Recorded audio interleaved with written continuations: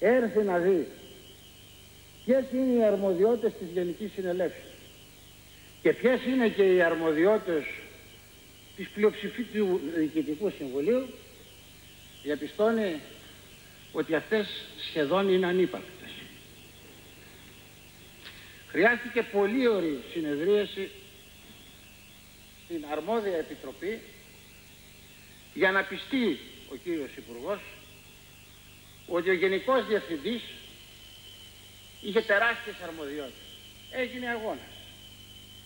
Και πράγματι επίστη ο κύριος Μάνος και άλλαξαν πολλά από αυτά.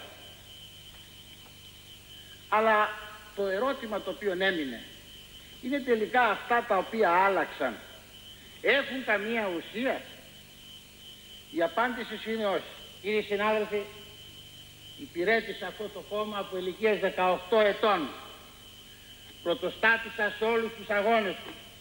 Αυτό όμως το κόμμα έχει μια ιδεολογία και έχει και ορισμένες καταστατικές αρχές και έχει και ένα πρόγραμμα βάσει του οποίου ψηφίστηκε αυτή η κυβέρνηση, το οποίο οφείλουμε με εντιμότητα να τηρήσουμε. Και πιστεύω ότι αν ο Πρωθυπουργός αυτή τη στιγμή έχει ακούσει τα λόγια μου, θα μεταβάλει σχετική διάταξη. Αλλιώς εγώ δεν το ψηφίζω. Γιατί λοιπόν επιμένουμε τόσο πολύ στον κρατικό ΟΤΕ? Τι φοβόμαστε? Μήπως παρεξηγηθούν οι μεγαλοπρομηθευτές του ΟΤΕ? Μήπως παρεξηγηθούν οι μεγαλοσυνδικαλιστές? Οι πάσης φύσεως παράγοντες που μπορούν να ασκούν κάποια επιρροή και την οποία θα χάσουν?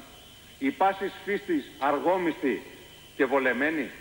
Έχει αρχίσει να μας αφαίνεται φυσικό να είμαστε στον πάτο των τηλεπικοινωνιών και στον πάτο της διεθνούς ανταγωνιστικότητας? Μας θίγει την υπερηφάνεια να ζητήσουμε τη συμμαχία αλλοδαπού φορέα για να πάψουμε να έχουμε τις χειρότερες τηλεπικοινωνίες στην Ευρώπη, αλλά δεν μας θίγει την υπερηφάνεια το ότι έχουμε τις χειρότερες τηλεπικοινωνίες στην Ευρώπη. Τα δικαιώματα των Ελλήνων πολιτών, όποιου θρησκεύματος, πρέπει να κατοχυρώνονται, τα προβλήματά τους να επιλύονται, αλλά όχι να επιλύονται με τέτοιους βρώμικους τρόπους και συναλλαγές, αλλά με τίμιους αγώνες.